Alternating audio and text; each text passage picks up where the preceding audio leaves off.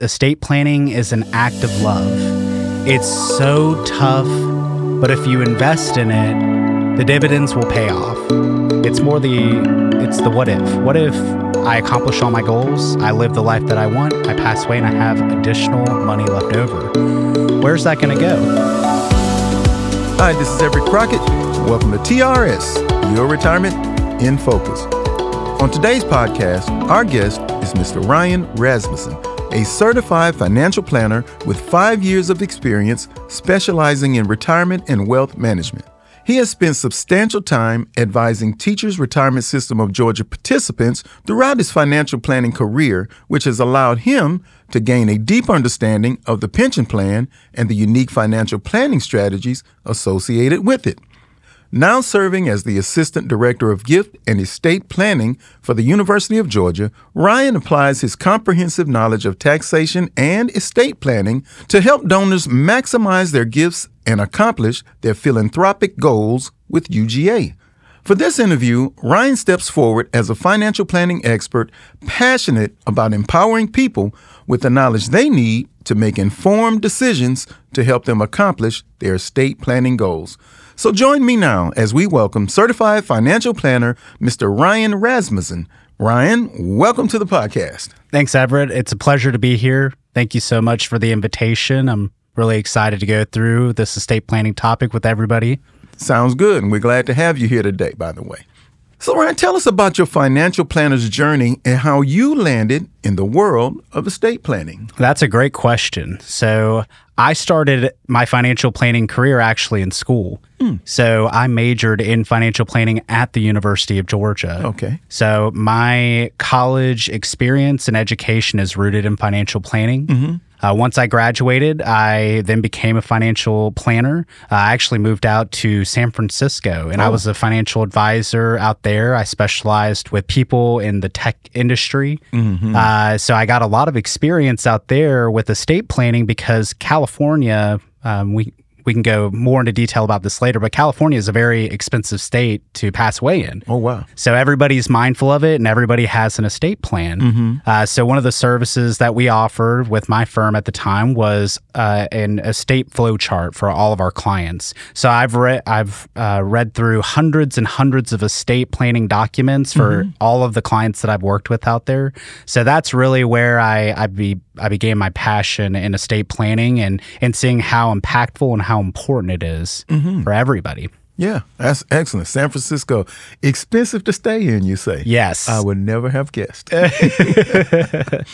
right, moving on. Now, Ryan, I know that you've advised many of our TRS members at our half-day seminars, and we certainly thank you for that and for those presentations. I also know that our members have greatly benefited from attending. Would you share with our listeners how financial planning, retirement planning, and estate planning all fit together? Oh, definitely. So I view financial planning as an umbrella, right? So an umbrella, and then various different financial planning topics fit within it or underneath it. Mm-hmm. Estate planning and retirement planning are two of those items that fit right underneath the umbrella. Okay. Right? There's many things that individually, each of those topics they operate by themselves, but there's also a lot of overlap. Okay. Right? So retirement planning, that's the process of gathering up enough money so you can no longer work one day and have enough to live out the rest of your life and accomplish all of your goals. Estate planning, when it ties into retirement planning, it's the what if. What if I accomplish all my goals, I live the life that I want, I pass away, and I have additional money left over? Where's that going to go? Okay. It also means if I have beneficiaries or I have people that depend on me financially, how am I going to structure my estate plan to make sure that they are taken care of in the case that I were to pass away? So the overlap there. Okay. But also, I would add, estate planning you can start that at a very early age. You know, as you start accumulating assets, it's a good time to start. There's many different facets of estate planning that tie directly into retirement planning, but they also tie independently of retirement planning. Okay. You know, just on the way down here today, I was mentioning to someone that I was interviewing you, and we were going to talk about estate planning and things of that nature. They said, estate planning, you got to have a lot of money to do that, right? I was like, it probably doesn't doesn't apply to me then, but I think it may be a misconception that you have to have a ton of money, if you will, to do estate planning. That really is the case or not the case? Oh, definitely. Okay. It's certainly one of the biggest things that I hear from people questioning whether they should have an estate plan or should be considering an estate plan is, oh, I don't need it because it's so far off into the distance. I'm young. Or, oh, estate planning is only for the wealthy. Yeah. I'm not in that echelon, or I'm not in that financial group that needs to have an estate plan. Okay. And I think it's a huge myth. And I've just in passing with friends and family, I've heard of, unfortunately, we're not all guaranteed tomorrow. Yeah, it's true. And any of us can unexpectedly pass away. And by not having that plan in place, you're going to make the people that depend on you financially and also the other beneficiaries that you want to direct a gift to, you're going to make their lives very challenging going forward. So it's really good to be mindful of that regardless of your wealth level or your age. Understood. Good info right there. Okay, moving forward. Ryan, for someone who may have no idea of what estate planning is, can you give a simple breakdown that may clarify the process? Oh, definitely. Okay, so an estate is all the assets that you own, right? And managing your estate, that's a form of estate planning. Okay. So I like to break out estate planning in two different ways. Estate planning is the management of your assets while you're living, but also the distribution of your assets in a way that's going to limit the cost associated with it and the headache. The second point that I like to drive home with estate planning is it's also while you're living, planning while you're alive. Other aspects of estate planning is a financial power of attorney and healthcare directives. So these documents are put into place if you were to become incapacitated, somebody, an agent, would be able to step in and they would be able to manage your finances and your healthcare decisions in a way if you were unable to. Yeah. So this is while you're, planning while you're living. Yes. So estate planning is really dynamic, and it had, a lot of people, they think it just has to do with asset distributions, but it is much more than that. Wow, I know you're right, especially because very recently I had a dentist appointment and I had to fill out all the paperwork, blah blah blah. And they said, "Well, do you have any advanced directive?" First thing I thought was, "Why am I considering this process? This with procedure?" your dentist. Yeah, if I need to clarify whether I have. But they ask you that now, even in the dentist office. So I guess more and more aspects of our lives is going to play an important role to know whether you do or don't, and whether you might should or not. Yeah. So Definitely. We'll see. All right. Many people think that estate planning is only for people with a lot of money or only for those end-of-life decisions. Who is estate planning most beneficial for? Everett, that's a great question. Kind of circling back to our previous discussion, estate planning is really beneficial for anybody, right? If you're accumulating assets, if you have assets in your net worth, it's really good to associate instructions for every dollar that you have. Okay. The more instructions that you put in place, the better off your estate is going to be managed if you were to pass away. Okay. Good info there. Now that we understand how estate planning can benefit us all, how early should someone start their estate planning? I like to answer this question via a story. Okay. I actually have a really good story for my early estate planning needs that I had. When I was 18, I was invited to go to Southern California to take a construction internship out there. And this construction internship, essentially, I would go out there, I would hang off the top of skyscrapers, and I would install window washing equipment. So at the time, I was trying to figure out what I wanted to do, and I went out to Southern California and did all of that. But before I went, my parents, they were okay with me doing this. They were like, you're figuring out what you want to do. We're not very comfortable with you doing this. It's very unsafe. But before we go out, we need to get some things in place. Wow. And they were very forward thinking, and first thing they did, they were like, "Hey, you're doing a high risk job. Right. We need to get a life insurance policy if you were to pass away, we need to be able to pay for your funeral and to get you back to Georgia and all these other things. Very sobering conversation to have with your parents at 18. Yeah. They also sat me down and we went ahead and filled out healthcare directives in case I got hurt on the job and I was unable to speak or I was incapacitated. They would be able to make healthcare decisions on my behalf from across the country. Wow. So it was a very sobering conversation that I had with my parents. I'm thankful that they let me at the time go out and explore job opportunities. Right. I decided that I was not going to get into construction and I was going to continue as a financial planner. But just a really good story to drive home. You can, as soon as you're accumulating assets or you get your first job, you can be considering estate planning at that time. Awesome. It has to do with the objectives that you need to complete with your estate plan, but also, like I mentioned before, establishing instructions for each dollar that's in your net worth will really help you out. Okay. Well, hats off to your parents for such realistic conversation. As you were speaking about that, I kind of was imagining some of the conversations me and my parents had when I was 18, and they weren't quite close to that, and by any means. Oh, trust me. I think they have a friend who's a financial advisor, and my mom loves to share everything about me, my sister, everybody in our family. So I think the financial planner that she was talking to at the time, he recommended that go ahead and have a conversation about health care directives, but also think about life insurance as well. We should all have friends as such. We really should. All right, moving forward. Well, unfortunately, there are instances where TRS members pass away while they are still in active service.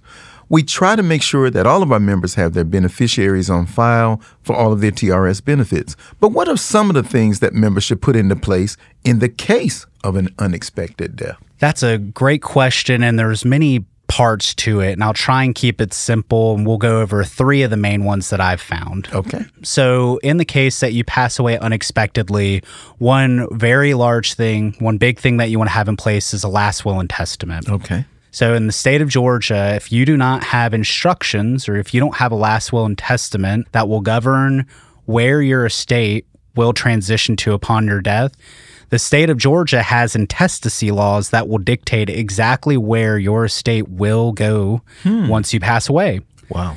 And I would say a lot of people that I work with and I tell them about these laws, they don't agree with them. For example, I'd say the group that's most heavily impacted by it are a married couple that has kids. Okay. Right? So if you don't put a last will and testament, if you don't create a last will and testament, a bulk of your assets could actually go to your kids rather than directly to your spouse. Wow. Yep. Depending on how many kids you have, the way that works is your assets are split equally between your spouse and your kids through intestacy laws. A minimum of 33% has to go to your spouse, but the remainder can be divvied up per how many kids you have. Right. A lot of people are not okay with that. A lot of people want the surviving spouse to receive all of the assets and take care of the kids and then make decisions later on about how the estate would distribute the assets if they were to pass away at a later date. So just know that if you don't put a last will and testament in play, then intestacy laws will govern how your assets will distribute. Wow. First I've ever heard of that. Okay. 2 more. Now, if you don't have, real quick with that, if you don't have kids or anything, it then just goes according to your family lineage. It'll just go to your brothers, cousins. There's a whole lineup of that. Okay. Now, the other one's revocable living trust. That's a good one that I think more people need to realize. Now, we live in the state of Georgia, and when you take a look at the costs associated with passing away in the state of Georgia, I'm referring to attorney costs and probate costs. Georgia is actually one of the most cost-effective states in the country. Wow. So the need for a revocable living trust isn't very high in the state to lower fees. Now, remember when I was out in California working, almost everybody had a revocable living trust. Okay, yes. That was because people were trying to avoid those expensive probate costs for the most part. Now, in Georgia, though, the need for a revocable living trust to reduce the costs associated with legal fees and also probate is lower. Okay. Now, there are other reasons why you would need revocable living trust and why it would be great. One being, let's say you're married and you have kids, right? Okay. And they're young kids. And let's say, unfortunately, the parents were to pass away simultaneously. A revocable living trust would then be able to take in the assets of the parents, and a third-party trustee, someone would be able to manage all of the assets within the trust to benefit the kids. Oh, okay, I see. So a revocable living trust is an extension of a last will and testament. Last will and testament is instructions for what will happen to your assets if you pass away. A revocable living trust will actually go one step forward. It'll not only, you can set up a trust while you're living, you can manage it while you're living. If you were to pass away, it becomes irrevocable. And then a third party takes over and manages the assets and helps facilitate the distributions to the beneficiaries. Okay. Well, a lot of people, if you have minor kids, they're not comfortable knowing if I pass away today, I want my assets to go into a trust that would be able to restrict my beneficiaries' access to that pot of money. Sure. So if you have really young children, you can set up rules like, oh, when they're 25, they can receive 25% of the revocable living trust. Right. Yeah. And then when they're 30 or 35, they can receive a little bit more. And then they can receive all of it at age 40. So that's one area that I can think of where if you are younger and you pass away unexpectedly, to be mindful of that. Okay. I will also say beneficiaries. So that's the third thing. You want to make sure that you're checking in on your beneficiaries for your retirement accounts at least every 2 to 3 years, right? That'll help you stay aware of what's going to happen with your financial accounts that have beneficiaries associated with them. Okay. Because with those accounts, the money goes directly to the beneficiary. Yes. There isn't, with the last will and testament, there's a whole court process that you kind of have to go through to authenticate everything. With the beneficiaries, it's completely separate. It just goes directly to the beneficiaries. Yes. And so, which is another reason also you want to be wise when choosing your beneficiaries. Exactly. Yep. Yes. So, Ryan, how do life events affect documents such as wills, trusts, and powers of attorney? Right along the same alley there. No, that's perfect. I think we already kind of covered what each of those are. Your last will and testament, that's just really important. If you have kids, you really should have that in place. Yes. Now, I personally have a last will and testament in place, and I don't have kids, so you can do it earlier. I like to view the last will and testament as a catch-all. Now, for all of these documents and all of these estate planning tools, you really should be checking in on them roughly every 2 to 3 years.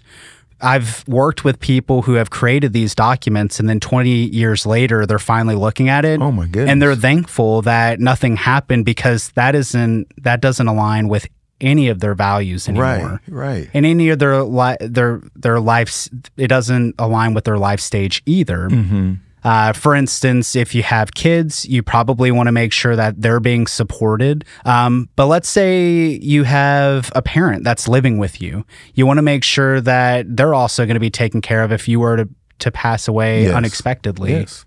So it's really thinking about two things. Your estate goals, like, do you want to give to a charity? Do you want to make sure that family members receive a certain amount of money just for whatever reason? So there's that aspect of it, but also being mindful of the people that are depending on you financially. Because a lot of people, if you're not thinking about that, you could pass away unexpectedly. And then their standard of living, the way, they're depending on you, they no longer have you to support them. So just being mindful of those two things. Understood. But yeah, I will say the one good thing about a revocable living trust and a last will and testament, financial powers of attorney, you can get those updated at any time too. Okay. So we actually heard a story on one of the earlier podcasts about someone who didn't change their beneficiaries after having divorced the previous spouse. And then the current spouse was, and rightly so, a little bit outdone about the fact that she was entitled to none of the. Yeah. It's wild. So on the front end of when you're a financial planner working with a client, if you're looking at beneficiary designations and you find that and make them aware of it and then make the adjustments, you've just quickly added value to your relationship with your client. So I've done that a couple of times out in California, and it's just as simple as that. Yeah. Just taking a look at everything, even listing everything out in a summary document and just having a good understanding of where you stand right now is just really good. Yeah. So, it doesn't have to be a full estate flow chart. It can be as simple as, okay, for these beneficiaries, these people are going to benefit from it. Last will and testament, these are the beneficiaries here. Revocable living trust, these are the beneficiaries here. Yes. And then even a little section that just says, if I become incapacitated, these are my agents, or the people that are going to act in my interest if I'm unable to do so or unable to speak or something like that. Excellent. Well, Ryan, we have members who retire and leave the state of Georgia. Does living in another state affect the validity of, say, a power of attorney? This one, that's an interesting question. It really depends on which estate document you're referring to. Okay. Now, a last will and testament, that document, there's different rules and restrictions for every state governing a last will and testament. Okay. So like for the state of Georgia, you have to be at least age 14. It has to be handwritten. You have to be of sound mind, and you have to have 2 witnesses, and they're going to sign the document, and then you have yourself a valid will. Okay. That's different for almost every other state. So if you have a last will and testament in Georgia and you move to another state, it's really important that you go ahead and reach out to an estate planning attorney and just ask their thoughts on it. Okay. You may need to get new documentation put into place, though. Now, I will say revocable living trust, one of the good things about that estate planning vehicle is that should be valid in every state. However, you just want to make sure that an attorney is making sure that it's going to do exactly what you want it to do. Okay. Now, one last thing to be mindful of for moving to a different state. Other states, Georgia doesn't have an estate tax, a state tax. Other states may have that. So the consideration for estate planning may be different depending on what state you're moving to. Yeah. So I think if you ever decide to move to another state, I think reaching out to an estate planning attorney that resides in that estate is a good idea. Just have them take a look at everything and then see if they have any recommendations from there. Yes, tax implications yet again. Well, I have seen, heard, and personally experienced families fight over things, both big and small, when a loved one has passed away. How can someone keep the calamity down over physical possessions that may not be captured in a will? So there's many ways that you can try and reduce the amount of arguing or fighting when somebody passes away and the beneficiaries don't agree on the estate distributions. I will say the simplest but yet most complex solution to this is having the discussion, sitting down with your heirs and just letting them know that these are your wishes and this is why, can go really, really far. Now, if you're not comfortable doing that, there is a document called the Side Letters of Instruction. Essentially, it's a document that it's a user manual for your entire estate plan. It's not a legally binding document. It's just that summary document on how your estate operates and works. One aspect within that Side Letters of Instruction is rationale for distributions. Okay. So a good example of this is if you have a child who is doing really great and another child who isn't doing very well. Many parents at that point decide, well, I want to give more to the child that's not doing so hot and give a little bit less to the child that's doing very well. Okay. If they don't communicate it to them, they really should add it somewhere, the rationale behind why they did that to reduce the amount of arguing in the back end. Very true. So, and a lot of people, having that conversation in person, they're uncomfortable with it. That's why the side letters of instruction exist. So you can add it there if you would like. Just know, a quick note, if you think that this is going to be an issue, if you do think that your kids will contest your last will and testament once you pass away because you have uneven distribution goals between kids or loved ones, the revocable living trust is a really good alternative for you at that point. Okay. Because there is not as much of an opportunity for people to contest the distribution from a revocable living trust because the trustee or the person that's managing it after you pass away, they're the only entity that's reviewing the document and making sure the distributions are taking place. Okay. So just the thought there.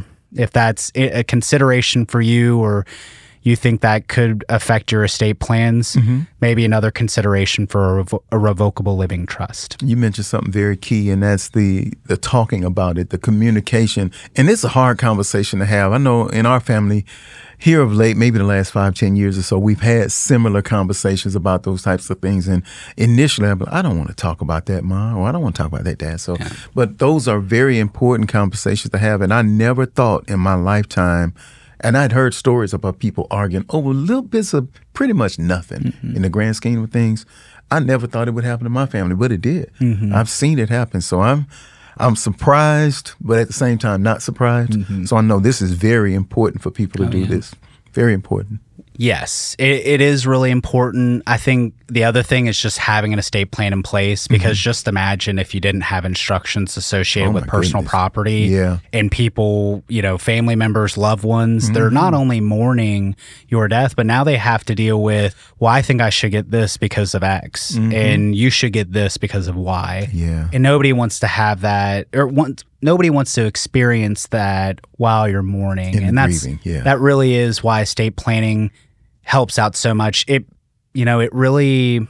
adds more clarity to what your wishes are. Yes. It may not be perfect, but it at least gives indicators to your loved ones exactly what you want to accomplish with your estate. I wholeheartedly agree. I do indeed.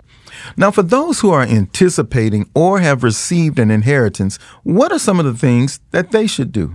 So if you're anticipating an inheritance, you shouldn't anticipate it. Unfortunately, it's one of those things where I've worked with some people, and I say shouldn't. It all depends, right? I've worked with people where they tell me, I'm their financial planner, and they say, okay, well, we're going to receive $1 million from Mom and Dad, and I sit back and I say, well, I think it would be really good to be more conservative here and just, why don't we, if that comes in, it'll be a windfall. Why don't we go ahead and keep going as we were, and we'll see how it goes. You never know what's going to happen. You can update a last will and testament fairly easily. Yes. You can update a revocable living trust pretty easily, right? All of these estate planning documents can be updated without you even knowing. Wow. And I mean, you hope that there's a lot of good communication. If your loved ones are forward enough to tell you to expect an inheritance, that's great. But it's one of those things where the anticipation, if you're anticipating that and building that into your financial plan, it can be dangerous. Yes, I agree. Now, I will say, if you've received an inheritance, that one's an interesting question, just because it depends what account or where you received the money from.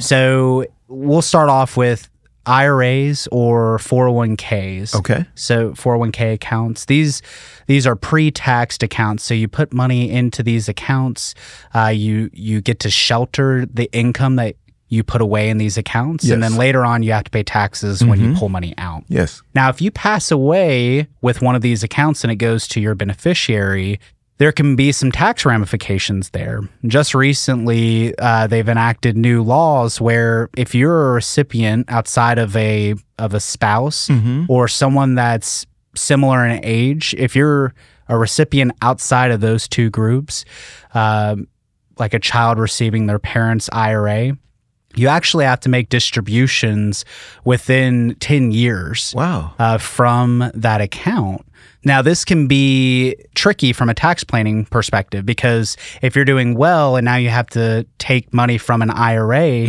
over 10 years, you have to do it really strategically to make sure that you're doing it in a way that's not going to push you into a really high tax bracket. I for sure agree with that, yes. Yeah.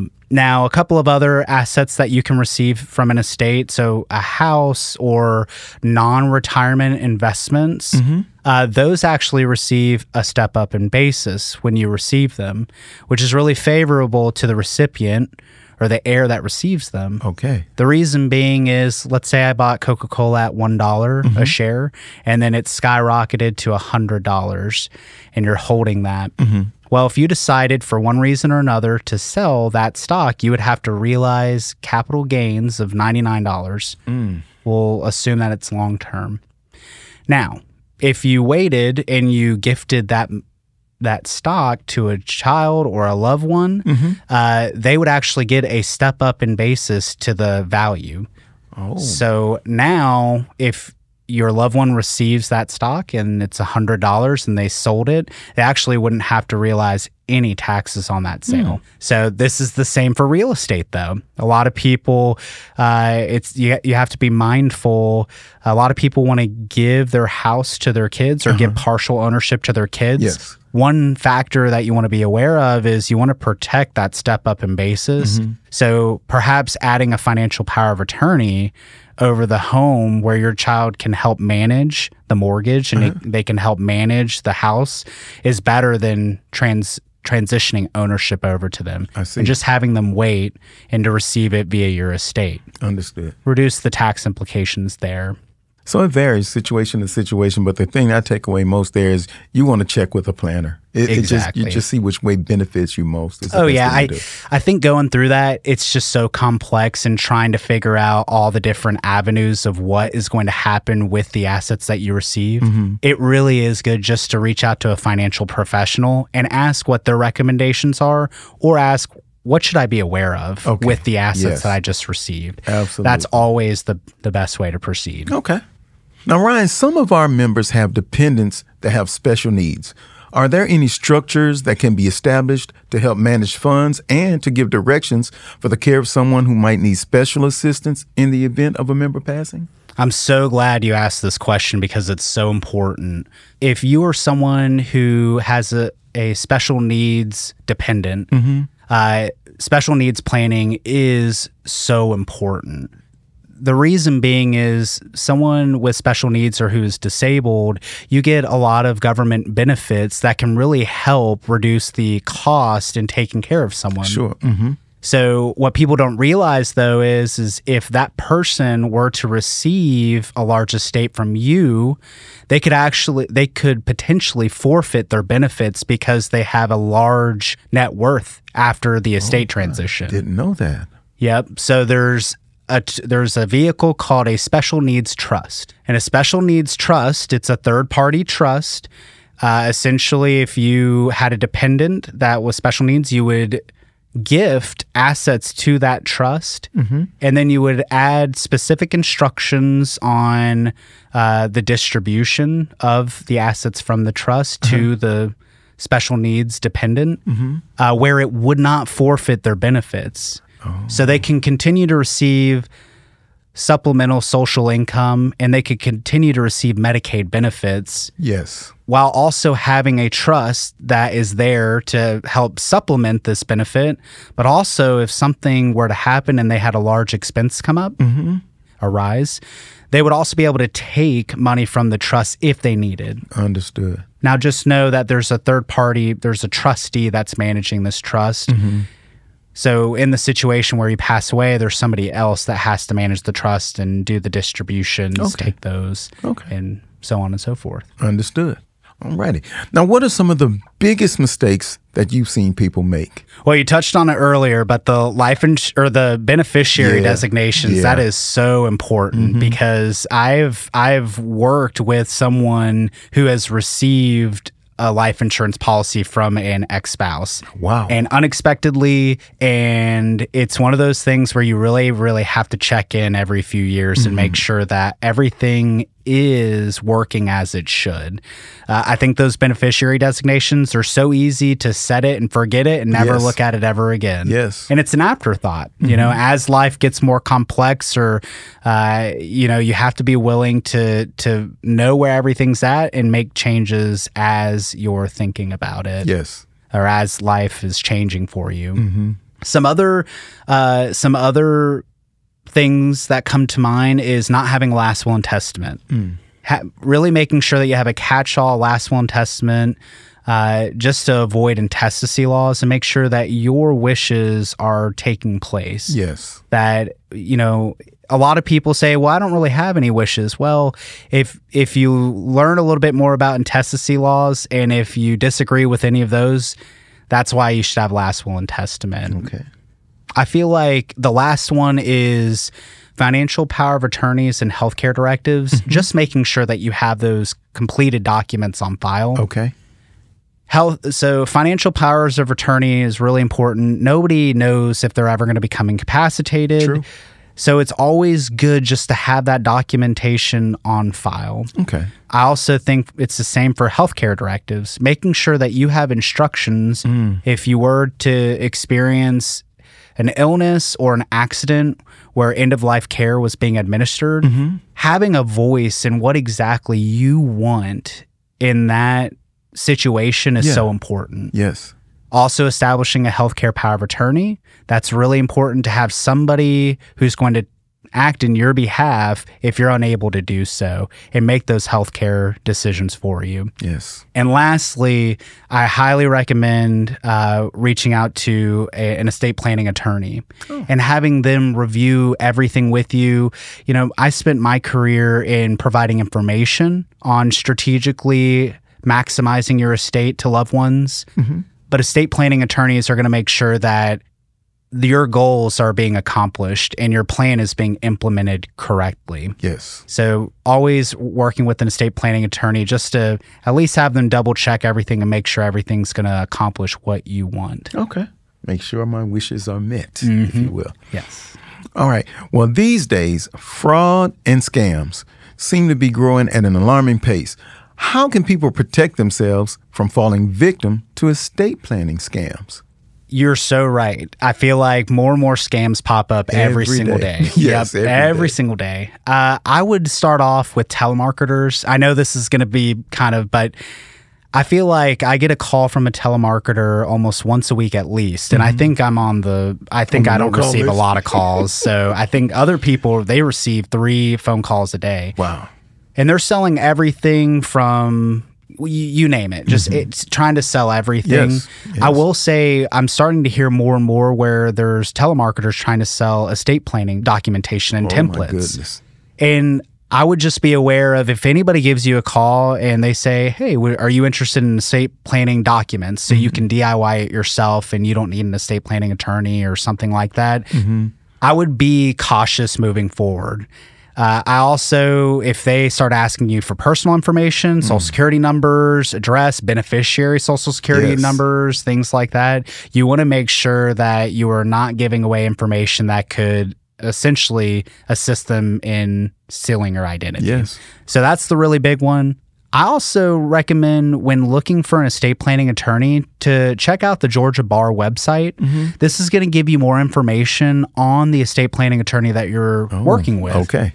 The last thing you want to do is somebody claims that they're an estate planning professional and then they're not licensed to really assist you. Yeah. And then your wishes aren't being met when those estate planning documents are activated. Gotcha. So just making sure that you do your homework and you make sure that whoever you decide to work with to get your estate planning documents put in place, that you're getting their background and you're making sure that they specialize in estate planning and they are, in fact, an attorney. Wow. We have a rule in our household. If we didn't call you, we don't take those unsolicited. There's no way somebody should be calling me about anything that I hadn't initiated a conversation about. And that's usually number one red flag. Exactly. Yeah. If somebody's calling you for personal information, you should not provide it to them. I feel like anytime I'm even on a phone call where any personal information is being requested, I'm in the background looking on my phone, the person's name. Yes. I'm double checking that they're with that company. As an advisor, we're hyper aware. In my past as an advisor, I'm hyper aware of making sure that who I am talking to is actually a representative of that bank or life insurance company or car insurance company or whatever it may be, just to make sure that all information is secure that I'm giving to the person on the other side of that phone. I totally and wholeheartedly agree with that as well. Now, Ryan, so what's next for you? And where and when can our people find you if they wanted to, do a little digging and find out more about you? Well, perfect. Yep. And if you're looking to find me, I am on LinkedIn. Okay. So it can easily be found on LinkedIn. Okay. And if you have any questions for me, you can reach out. I'm also, I travel the state with all the half-day seminars.